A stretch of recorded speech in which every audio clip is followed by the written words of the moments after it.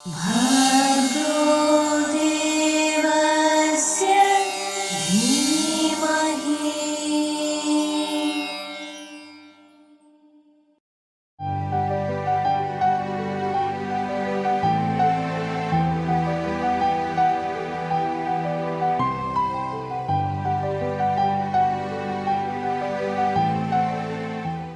ഏതാണ്ട് 1.5 വർഷത്തിന് മുമ്പ് ഞാൻ ക്രിസ്തു ഭാഗവതം എന്ന കാവ്യത്തെ അധികരിച്ചുള്ള ഒരു പുസ്തക നിരൂപണ പരിപാടി എന്ന ആശയവുമായി ഞാൻ ആരെ ചെന്ന് കണ്ടുവോ അതിനെക്കുറിച്ച് കേട്ട മാത്രയിൽ തന്നെ അതിനായി കാത്തിരിക്കുകയാണെന്ന മട്ടില്ല അതിന് തൽക്ഷണം തൻ്റെ ചാനലിൽ അവസരം നൽകിയതാരോ യേശുക്രിസ്തുവിൻ്റെ മഹത്തായ സന്ദേശങ്ങൾ തൻ്റെ TV ചാനൽ ദ്വാര മനോരഞ്ജകമാം വിധം എല്ലാ ആളുകളിലേക്കും എത്തിക്കുവാനായി അക്ഷീണം പ്രവർത്തിച്ചു വരുന്നതാരോ ആ സുമനസ്സാണ് ഗുഡ്നസ് TVയുടെ മാനേജിംഗ് ഡയറക്ടറായ റെവറൻഡ് ഡോക്ടർ അലക്സ് ചാലങ്ങാടി അവർകളാണ് ഇന്നത്തെ സമാപന സമ്മേളനത്തിന് അധ്യക്ഷത വഹിക്കുന്നത്.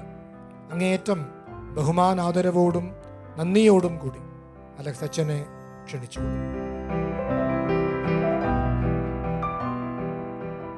ഇന്നത്തെ പ്രോഗ്രാമിൻ്റെ ഉദ്ഘാടകൻ പ്രശസ്ത നോവലിസ്റ്റും തിരക്കഥാകൃത്തുമായ doctor George Onakkoor sir, PC Devasya സാറിൻ്റെ മകൻ ജെയിംസ് ദേവസ്യ സാർ, വേദിയിലിരിക്കുന്ന വളരെ വിശിഷ്ടരായ അതിഥികളെ, സ്നേഹമുള്ള പ്രൊഫസർ ദേവസ്യ സാറിൻ്റെ കുടുംബാംഗങ്ങളെ, ഒരു നിമിഷം നമുക്ക് മൗനമായി ദേവസ്യ സാറിന് ആത്മാവിന് വേണ്ടി പ്രാർത്ഥിക്കാം. ദേവസ്യ സാറിൻ്റെ മധ്യസ്ഥം നമുക്ക് യാചിച്ച് പ്രാർത്ഥിക്കാം.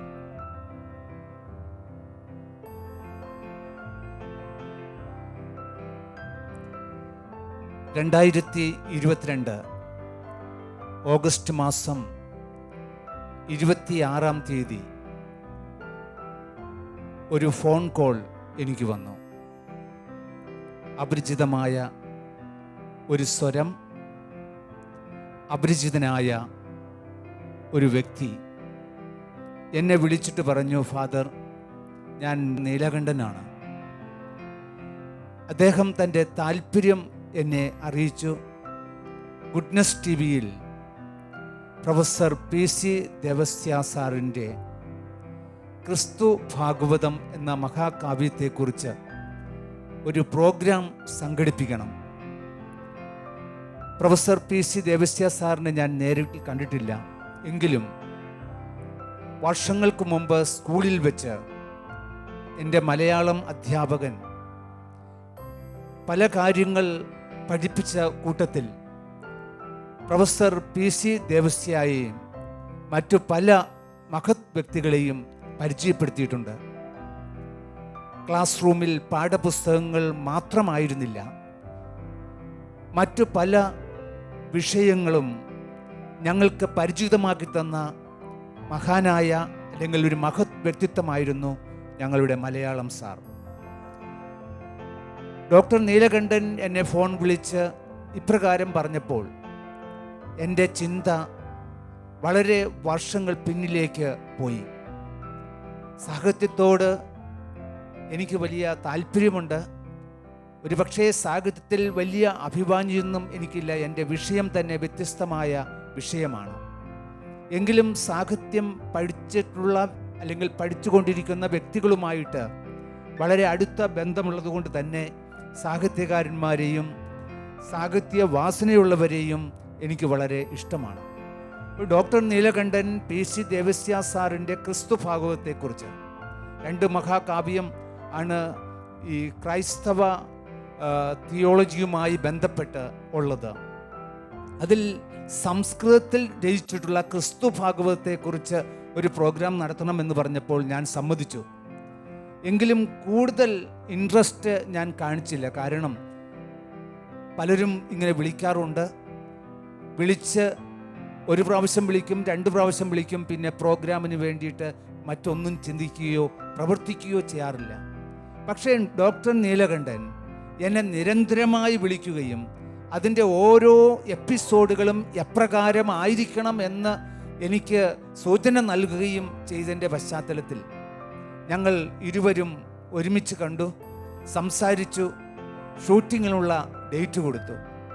അന്ന് മുതൽ ഇപ്പോഴും ഡോക്ടർ നീലകണ്ഠൻ താല്പര്യത്തോടുകൂടെ ഒരുപക്ഷേ ഒരു ഗുരുവന്ദനം എന്നുള്ള രീതിയിൽ PC ദേവസ്യ സാറിനോടുള്ള ബഹുമാനവും ഭക്തിയുമൊക്കെ അദ്ദേഹത്തിൻ്റെ മനസ്സിലും ജീവിതത്തിലുമുണ്ട്. അതുകൊണ്ട് ഇതുവരെയും ആ പ്രോഗ്രാമുകൾ വളരെ ക്രമമായി നടന്നു പോകുന്നു എന്നുള്ളത് സന്തോഷകരമായ കാര്യമാണ്. അതിൻ്റെ അവസാന എപ്പിസോഡുകളിലേക്ക് കടന്നു വരുമ്പോഴാണ് നമ്മൾ ഇതുപോലെ ഒരുമിച്ച് ചേർന്നിരിക്കുന്നത്. തീർച്ചയായും ഗുഡ്നസ് ടിവിയുടെ മാനേജിംഗ് ഡയറക്ടർ എന്ന നിലയിൽ ഞാൻ അഭിമാനിക്കുന്ന നിമിഷമാണ്. നമ്മൾ എന്നും മനസ്സിൽ കാത്തുസൂക്ഷിക്കേണ്ട വലിയ ഒരു മഹത് വ്യക്തിയെ ഗുഡ്നസ് ടിവിയിലൂടെ വീണ്ടും അവതരിപ്പിക്കുവാൻ സാധിച്ചു എന്നതാണ് എൻ്റെ ഈ അഭിമാനത്തിന് കാരണമായിരിക്കുന്നത്. Goodness TV professor PC Devasya സാറിനെ ഒരിക്കൽ കൂടി മലയാളികളുടെ മനസ്സിലേക്ക് കൊണ്ടുവരുവാൻ ഒരു നിമിത്തമായി തീർന്നു. തീർച്ചയായും ഇത് അഭിമാനത്തിൻ്റെ നിമിഷമാണ്. ഇതിനുവേണ്ടി പരിശ്രമിച്ച ഡോക്ടർ നീലകണ്ഠനോടൊപ്പം പ്രവർത്തിച്ച മറ്റ് മഹത് വ്യക്തികൾ, ഗുഡ്നസ് ടിവിയുടെ മറ്റ് സ്റ്റാഫുകളെല്ലാവരെയും ഞാൻ ഈ അവസരത്തിൽ പ്രത്യേകമായി അഭിനന്ദിക്കുകയാണ്. അതുപോലെ തന്നെ പ്രൊഫസർ PC ദേവസ്യ സാറിൻ്റെ കുടുംബാംഗങ്ങൾക്കും ഞാൻ പ്രത്യേകമായിട്ട് അഭിനന്ദനം അർപ്പിക്കുന്നു. നല്ലൊരു സമയം എല്ലാവർക്കും ആശംസിക്കുന്നു. ദൈവം എല്ലാവരെയും സമൃദ്ധമായി അനുഗ്രഹിക്കട്ടെ.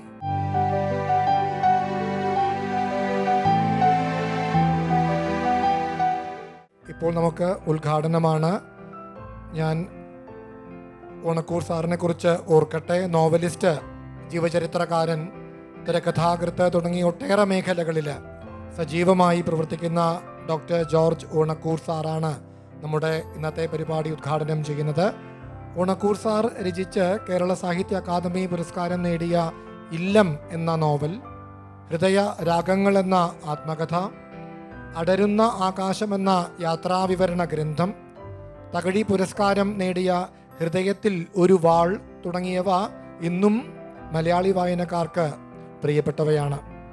ഞങ്ങളുടെ ഈ എളിയ പരിപാടി ഉദ്ഘാടനം ചെയ്യാൻ സാറിനെ പോലുള്ള ഒരു സാഹിത്യകാരനെ കിട്ടിയതിൽ ഞങ്ങൾ കൃതാർത്ഥരാണ്. ഓണക്കൂർ സാറിനെ ഇന്നത്തെ പരിപാടി ഉദ്ഘാടനം ചെയ്യാനായിട്ട് സാദരം ക്ഷണിച്ചുകൊള്ളുന്നു.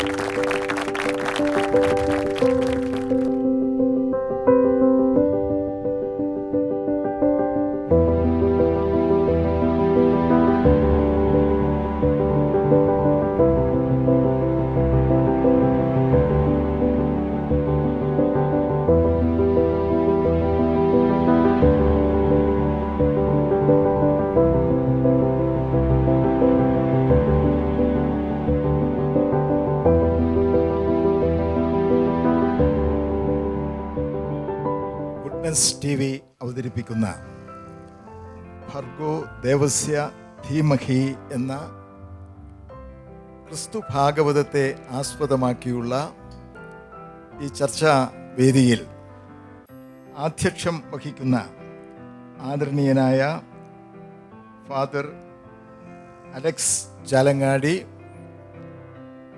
ഈ വേദിയുടെ വിശിഷ്ട സാന്നിധ്യം നമുക്കെല്ലാം ഗുരുതുല്യനായ R.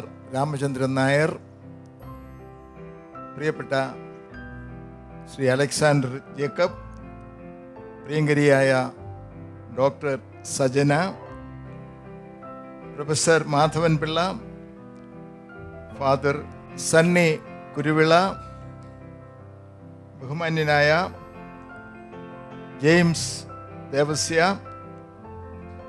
ഈ പരിപാടി കോർഡിനേറ്റ് ചെയ്യുന്ന ബഹുമാന്യനായ ശ്രീ നീലകണ്ഠൻ, മറ്റ് വേദിയിലുള്ള സുഹൃത്തുക്കൾ, സദസ്സിലുള്ള ബഹുമാന്യർ, ദേവസ്യ സാറിൻ്റെ കുടുംബാംഗങ്ങൾ, എല്ലാവർക്കും എൻ്റെ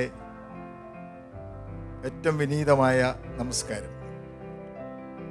ദേവസ്യ സാറിനെ വ്യക്തിപരമായി അടുത്ത് അറിയുന്നതിന് വലിയ ഭാഗ്യം സിദ്ധിച്ച ഒരാൾ എന്നുള്ള നിലക്ക് ഞാൻ ഈ വേദിയിൽ അഭിമാനത്തോടെയാണ് നിൽക്കുന്നത്. മാർ ഇവാനിയോസ് കോളേജിൽ ഒരു കൗമാരക്കാരൻ, ആരബ്ധ യൗവനം എന്ന് വേണമെങ്കിൽ പറയാം, അത്ര തന്നെ, ഞാൻ എത്തിച്ചേരുമ്പോൾ ഋഷിതുല്യനായ ഒരു മഹാനുഭാവൻ മലയാള വകുപ്പിൻ്റെ മേധാവിയായി ഉണ്ടായിരുന്നു. അതാണ് പ്രൊഫസർ PC ദേവസ്യ. ഒരു മഹർഷിയെ പോലെയാണ് ഞാൻ അദ്ദേഹത്തെ കണ്ടിരുന്നത് എന്ന് പറയട്ടെ. ഒരർത്ഥത്തിൽ അദ്ദേഹം അങ്ങനെ ആയിരുന്നു താനും. ഇവിടെ ക്രിസ്തു ഭാഗവതത്തെക്കുറിച്ച് നമ്മൾ പറയുന്നു. സംസ്കൃത പണ്ഡിതനായ പ്രൊഫസർ PC ദേവസ്യയെ ആദരപൂർവ്വം അനുസ്മരിക്കുന്നു. നമുക്കെല്ലാം അഭിമാനമാണ്. കുടുംബാംഗങ്ങൾക്ക്, പ്രത്യേകിച്ച് നാട്ടുകാരായ ഞങ്ങൾക്ക് ഒക്കെ അഭിമാന മുഹൂർത്തമാണ് ഇത്. എന്തുകൊണ്ട് ഒരു PC ദേവസ്യ എന്ന് ഞാൻ ആലോചിച്ചിട്ടുണ്ട്. നമ്മുടെ അധ്യാപകർക്കിടയിൽ സമുന്നതരായ സാഹിത്യ നായകന്മാർക്കിടയിൽ ദേവസ്യ സാറിൻ്റെ വ്യക്തിത്വം എന്തുകൊണ്ട് അനന്യമായി നിൽക്കുന്നു എന്ന് ഞാൻ ആലോചിച്ചിട്ടുണ്ട്. അതിനുള്ള ഉത്തരം ഇവിടെയുണ്ട്. ഉത്തരം ഭർഗോ ദേവസ്യ ധീമഹി, ഗായത്രി മന്ത്രത്തിലെ പാദം.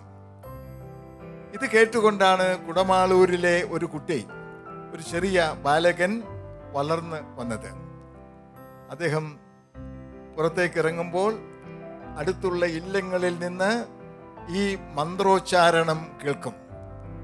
എന്തുകൊണ്ടാണ് ഇവർ ദേവസ്യ, അങ്ങനെയല്ലേ, ഭർഗോ ദേവസ്യ ധീമഹി എന്നാണ് തന്നെ പേര് ചൊല്ലി വിളിക്കുന്നത് പോലെ ഈ ചെറിയ കുട്ടി കൊച്ചു ദേവസ്യയ്ക്ക് തോന്നിയ ബാല്യത്തെക്കുറിച്ച് സാർ എന്നോട് പറഞ്ഞിട്ടുണ്ട്. അങ്ങനെയാണ് സംസ്കൃതത്തെക്കുറിച്ച്, നമ്മുടെ ഭാരതീയമായ മഹാപാരമ്പര്യത്തെ അടയാളപ്പെടുത്തുന്ന മന്ത്രങ്ങളോട്, മഹാഭാരതത്തോട്, രാമായണത്തോട്, ഭാഗവതത്തോട് ഒക്കെ ദേവസ്യ സാറിന് ആദരം ഉണ്ടായത്. എങ്ങനെ ബൈബിൾ തൻ്റെ കയ്യിലേന്തുന്നുവോ അതേ ഗൗരവത്തോടെ, ബഹുമാനത്തോടെ ഭാഗവതവും തൻ്റെ മറുകൈയിൽ ഏന്തി നിൽക്കാനുള്ള ആ ഒരു വലിയ മഹത്വം ദേവസ്യ സാറിൽ കാണാൻ ഞങ്ങൾക്ക് കഴിഞ്ഞിട്ടുണ്ട്. അതുകൊണ്ടാണ് അദ്ദേഹം 1977 പ്രസിദ്ധീകരിച്ച ക്രിസ്തു ഭാഗവതം എന്നാണ് അതിന് പേര് കൊടുത്തത്. യേശുദേവൻ എന്ന പേരിൽ KP കേശവമേനോൻ ഒരു ജീവചരിത്ര ഗ്രന്ഥം എഴുതിയിട്ടുണ്ട്, നിങ്ങൾക്കറിയാം. 1977 സാർ ഈ പുസ്തകം പ്രസിദ്ധപ്പെടുത്തുമ്പോൾ സാറിൻ്റെ അരികിൽ ഒരു ചായയൊക്കെ കുടിച്ചുകൊണ്ട് ഇരിക്കാനുള്ള ഭാഗ്യം എനിക്കുണ്ടായിരുന്നു. എല്ലാ സായന്തനങ്ങളിലും സാറിൻ്റെ അരികിൽ ഞാൻ ഉണ്ടായിരുന്നു. 2 വർഷം സാറിൻ്റെ കൂടെ പ്രവർത്തിക്കാനുള്ള ഭാഗ്യം മാർ ഇവാനിയോസ് കോളേജിലുണ്ടായി. ഞാൻ മാർ ഇവാനിയോസ് കോളേജിൽ നിന്ന് പോയത് ഭാരത് മാതാ കോളേജിലേക്കാണ്. ഭാരത് മാതാ കോളേജ് തൃക്കാക്കരയിൽ. അതിൻ്റെ രക്ഷാധികാരി അല്ലെങ്കിൽ അതിൻ്റെ പേട്രൺ മഹാനായ ആർച്ച് ബിഷപ്പ് പാറേക്കാട്ടിൽ ആയിരുന്നു. പിന്നീട് കർദിനാൾ ആയി തീർന്ന പാറേക്കാട്ടിൽ തിരുമേനിയുടെ കോളേജാണ് ഭാരത് മാതാ കോളേജ്. ദേവസ്യ സാറാണ് ഒരു കത്തും തന്ന് എന്നെ എറണാകുളം ആർച്ച് ബിഷപ്പിൻ്റെ അടുക്കിലേക്ക് അയച്ചത്. പാറേക്കാട്ടിൽ തിരുമേനി എന്നെ സ്നേഹപൂർവ്വം സ്വീകരിച്ചു. ദേവസ്യ സാറിൻ്റെ അക്ഷരങ്ങൾക്ക് സ്വർണത്തേക്കാൾ വിലയുണ്ട് എന്ന് ഞാൻ മനസ്സിലാക്കി. കാരണം സാറിൻ്റെ ശിഷ്യനാണ് അഭിവന്ദ്യനായ Parekkattil bishop, arch bishop, cardinal എന്ന് പിന്നീട് എനിക്ക് മനസ്സിലായി എന്ന് ഞാൻ പറയുകയാണ്. സാറിൻ്റെ ഔദ്യോഗിക പരിവേഷം വളരെ മികച്ചതാണ്. തൃശ്ശൂർ സെൻറ് തോമസ് കോളേജിൽ ദേവസ്യ സാർ പഠിപ്പിക്കുമ്പോൾ കൂടെ ഉണ്ടായിരുന്നത് എടമരത്ത് സെബാസ്റ്റ്യൻ, സെബാസ്റ്റ്യൻ, ഞങ്ങൾക്കെല്ലാം പ്രിയപ്പെട്ട ഏറ്റവും പ്രിയങ്കരനായ മഹാനായ MP പോൾ, അതുപോലെ മഹാനായ പ്രൊഫസർ ജോസഫ് മുണ്ടശ്ശേരി. ഇവർ 4 പേർ ഒരുമിച്ചാണ് തൃശ്ശൂർ സെൻറ് തോമസ് കോളേജിൽ, ഇതൊരു കാലമാണ് അത് എന്ന് ഓർമ്മിക്കുക, അവിടെ അധ്യാപകരായിരുന്നത് എന്ന് ഞാൻ ഓർമ്മിക്കുന്നു. സഖാവ് EM ശങ്കരൻ നമ്പൂതിരിപ്പാടും സഖാവ് C അച്യുതമേനോനും സാറിൻ്റെ ശിഷ്യന്മാരായിരുന്നു എന്നുള്ളതും മറക്കാതെ നാം മനസ്സിൽ സൂക്ഷിക്കുക. എറണാകുളം അല്ലെങ്കിൽ തേവര സേക്രഡ് ഹാർട്ട് കോളേജിൽ പിന്നീട് സാറ് അധ്യാപകനായി വന്ന സമയത്താണ് പാറേക്കാട്ടിൽ ബിഷപ്പിനെ, അന്ന് ആർച്ച് ബിഷപ്പായിട്ടില്ല, അദ്ദേഹത്തെ പഠിപ്പിക്കാനുള്ള ഭാഗ്യം ഉണ്ടായത് അല്ലെങ്കിൽ അവസരം ഉണ്ടായത് എന്നും എടുത്ത് ഞാൻ പറയുകയാണ്. അവിടെ നിന്നാണ് മാർ ഇവാനിയസ് കോളേജിലേക്ക് 1958 ദേവസ്വം സാർ വരുന്നത്. തിരുവനന്തപുരത്ത് എത്തുകയാണ് ചെയ്യുന്നത്. അവിടെ 1966 വരെ സാർ ഉണ്ടായിരുന്നു. 2 കൊല്ലം ഞങ്ങൾ ഒരുമിച്ച് പ്രവർത്തിക്കാനുള്ള മഹാഭാഗ്യവും ഉണ്ടായി എന്ന് ഈ അവസരത്തിൽ പറഞ്ഞുകൊള്ളട്ടെ. ഈ സന്ദർഭത്തിലാണ് UGC അവാർഡി എന്നുള്ള നിലക്ക് സോമദേവന്റെ കഥാസരിസാഗരം എന്ന മഹത്തായ കൃതി മലയാളത്തിലേക്ക് പല പരിഭാഷകൾ നമുക്ക് ഇത്തരം കൃതികളെക്കുറിച്ച് ഗ്രന്ഥങ്ങളെക്കുറിച്ച് ഉണ്ടായിട്ടുണ്ട് എങ്കിലും സാറിൻ്റെ കഥാസരിസാഗരം അവയിൽ നിന്നെല്ലാം വേറിട്ട് നിൽക്കുകയാണ് ചെയ്യുന്നത്. അതിനിടയിലും പറയേണ്ടതുണ്ട്, മറ്റൊരു പണ്ഡിതനെ കുറിച്ച് കൂടി നമ്മൾ ഓർമ്മിക്കണം. അത് വേറെ ആരുമല്ല, മഹാനായ IC ചാക്കോ ആണ്. എനിക്ക് തോന്നുന്നു ദേവസ്യ സാറും IC ചാക്കോയും തമ്മിൽ വലിയ ഹൃദയബന്ധം ഉണ്ടായിരുന്നു എന്നാണ്. ജയഭാരതം എന്ന പേരിൽ ഒരു ആനുകാലിക പ്രസിദ്ധീകരണം സാർ നടത്തുകയാണ്. ആ പ്രസിദ്ധീകരണത്തിൽ ആരാണ്? മഹാന്മാരായിട്ടുള്ള ആളുകളുടെ കൃതികൾ. അപ്പൊ ആ ഒരു വലിയ സാഹിത്യ ലോകത്തിൽ സാർ IC ചാക്കോയുടെ പാണിനീയ പ്രദ്യോതം എന്ന ഗ്രന്ഥം സാർ മുൻകൈയെടുത്താണ് പ്രസാധനം ചെയ്തത് എന്ന് ഞാൻ ഈ അവസരത്തിൽ ഓർമ്മിച്ചുകൊള്ളട്ടെ. അതുപോലെ ക്രിസ്തു സഹസ്രനാമം എന്ന വിശിഷ്ടമായ കൃതി, വാൽമീകിയുടെ ലോകത്തിൽ എന്ന ഗ്രന്ഥം, ഇതെല്ലാം വാൽമീകിയുടെ ലോകത്തിൽ എന്നുള്ള ഗ്രന്ഥം IC ചാക്കോ എഴുതുവാനും പിന്നീട് അത് കോളേജിൽ കുട്ടികൾക്ക് പാഠ്യപുസ്തകമാക്കാനും മുൻകൈയെടുത്തത് ദേവസ്യ സാറാണ്. ഇങ്ങനെ മറ്റുള്ളവർക്ക് വേണ്ടി കത്തിയെരിയുന്ന സുസ്നേഹമൂർത്തിയാം സൂര്യ എന്ന് ONV എഴുതിയതുപോലെ മറ്റുള്ളവർക്ക് വേണ്ടി കത്തിയെരിയുന്ന സുസ്മേരമൂർത്തിയായിരുന്നു പ്രൊഫസർ ദേവസ്യ എന്നാണ് ഞാൻ ഓർക്കുന്നത്. അപ്പോൾ ഇത് കഴിഞ്ഞിട്ടാണ് സാറിൻ്റെ പ്രവർത്തനം ഈ മഹാ ലോകത്തിലേക്ക് ഉയരുന്നത്.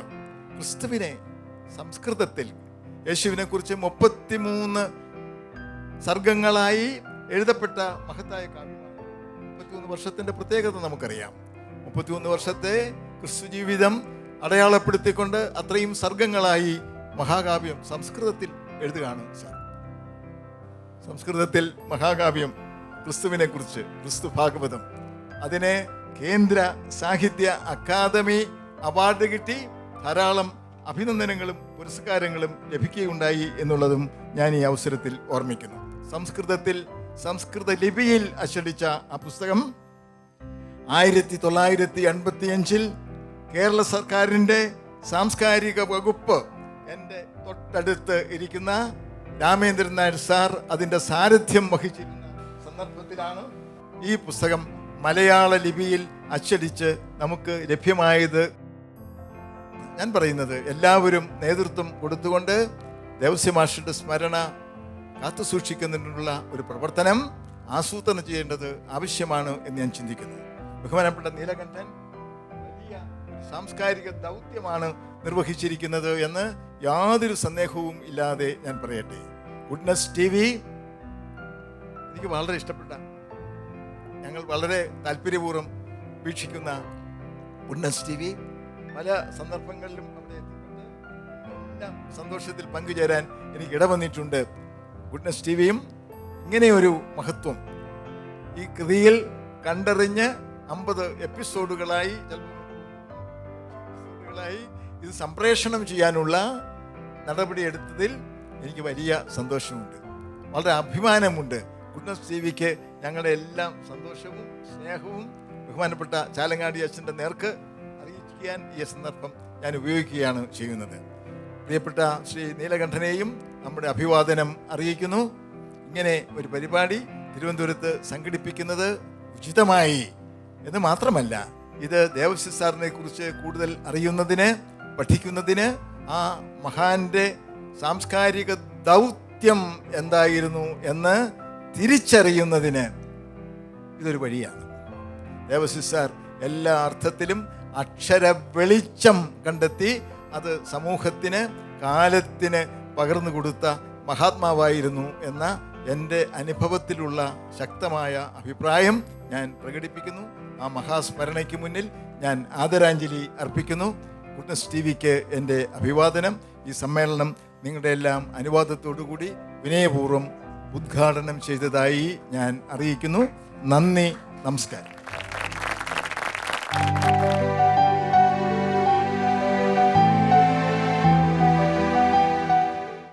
1977 ക്രിസ്തു ഭാഗവത മഹാകാവ്യം കവി ദേവസ്യ സാറ് സംസ്കൃത ലിപിയിൽ ഇംഗ്ലീഷ് വ്യാഖ്യാനത്തോടു കൂടി പ്രസിദ്ധീകരിച്ചതിന് ശേഷം 85 ഓണക്കൂർ സാറ് ഓർക്കുകയുണ്ടായി.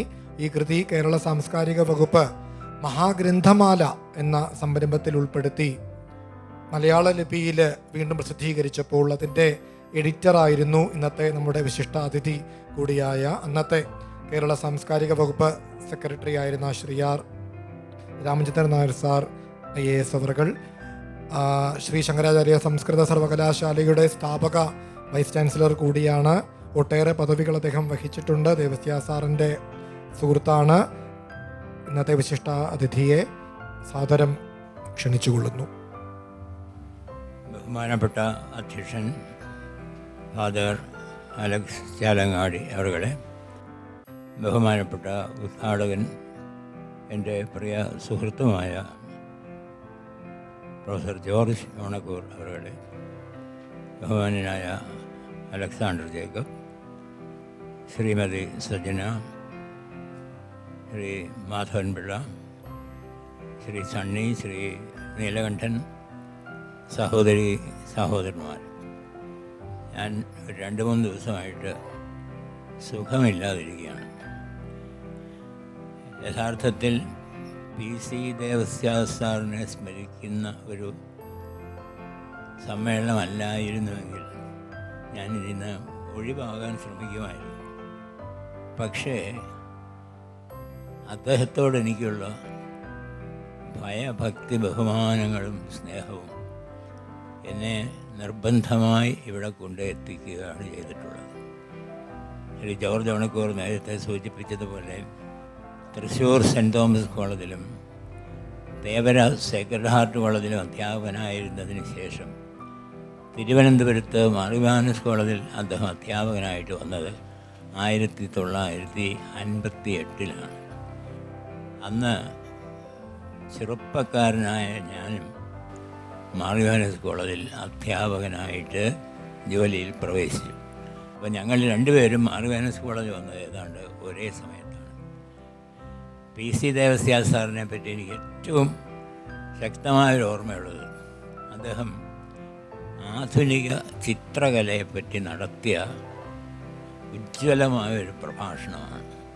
സംസ്കൃത പണ്ഡിതനായ PC ദേവസ്യ സാറ് ചിത്രകലയെപ്പറ്റി ഇത്രമാത്രം അറിവ് സമ്പാദിച്ചിട്ടുണ്ട് എന്നുള്ളതും ആധുനിക ചിത്രകലയുടെ പ്രത്യേകതകളെപ്പറ്റി മനസ്സിലാക്കിയിട്ടുണ്ട് എന്നുള്ളതും എനിക്ക് വളരെ വിസ്മയമായി തോന്നി. അതിനുശേഷം ഞാൻ അദ്ദേഹവുമായി ധാരാളം ബന്ധപ്പെട്ടിട്ടുണ്ട്. സത്യം പറയണമെന്ന് PC ദേവസ്യ സാറ് എന്നെപ്പറ്റി സംസ്കൃതത്തിൽ 12 ശ്ലോകം എഴുതി തന്നിട്ടുണ്ട്. എൻ്റെ കയ്യിലിരിപ്പുണ്ട്.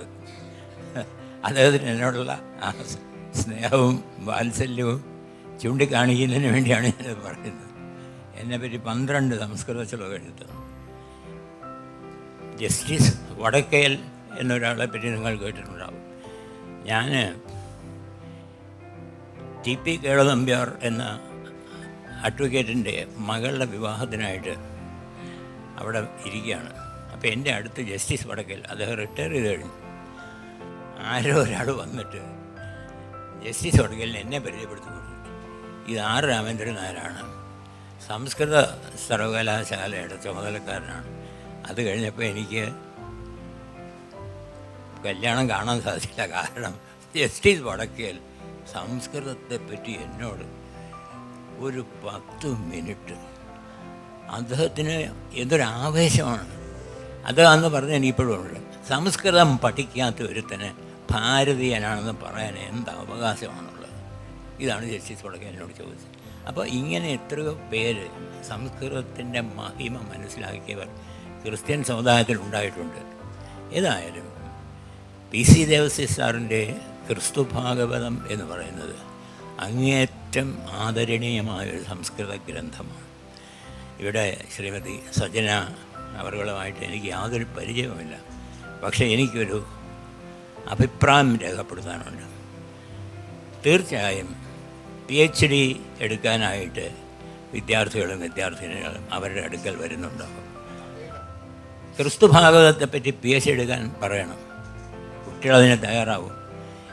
സജനെ പോലെ ഒരാൾ വിചാരിച്ചാൽ ക്രിസ്തു ഭാഗവതത്തെപ്പറ്റി 2-3 സ്കോളേഴ്സിനെ കൊണ്ട് PhD എടുപ്പിക്കാൻ സാധിക്കും. അത് ചെയ്യണം എന്ന് ഞാൻ അഭ്യർത്ഥിക്കുകയാണ്. PhD സ്കോളേഴ്സ് പഠനം നടത്തിയാൽ തീർച്ചയായും ക്രിസ്തു ഭാഗവതത്തിൻ്റെ പല വശങ്ങളെ പറ്റിയുള്ള നല്ല പഠനങ്ങൾ ലഭ്യമാകും. ജീവിതത്തിൽ ചില വ്യക്തികളെ പരിചയപ്പെട്ടത് മഹാഭാഗ്യമായിട്ട് ഞാൻ വിചാരിച്ചിട്ടുണ്ട്. അതിൽ ഒരു മഹാഭാഗ്യമാണ് PC ദേവസ്യ സാറുമായി എനിക്ക് അടുത്ത ബന്ധം ഉണ്ടായിട്ടുണ്ട് എന്നുള്ളത്. അദ്ദേഹത്തിൻ്റെ സ്മരണകൾക്ക് മുമ്പിൽ ഞാൻ എൻ്റെ ആദരാഞ്ജലികൾ അർപ്പിച്ചുകൊണ്ട് എൻ്റെ പ്രഭാഷണം അവസാനിപ്പിക്കുന്നു. നമസ്കാരം.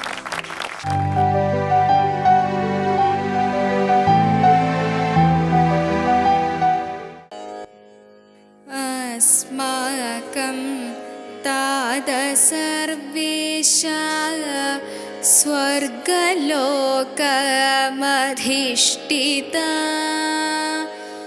पूज्यतां भवतो नाम राज्यमायातु तावकम् तवेच्छा सिद्ध्यतु स्वामिन् यथा दिवि तथा भुवि नियतं भोज्यमद्य त्वम् अस्मभ्यं देहि जीवतम् क्षमामहे वयं दोषान् यथास्मत् अपराधिनां क्षमस्व त्वं तथा अस्माकम् अपराधानपि प्रभो मानयास्मान् परीक्षाम् अभ्युद्धरत्वं दुरात्मनः राज्यं शक्तिः प्रतापश्च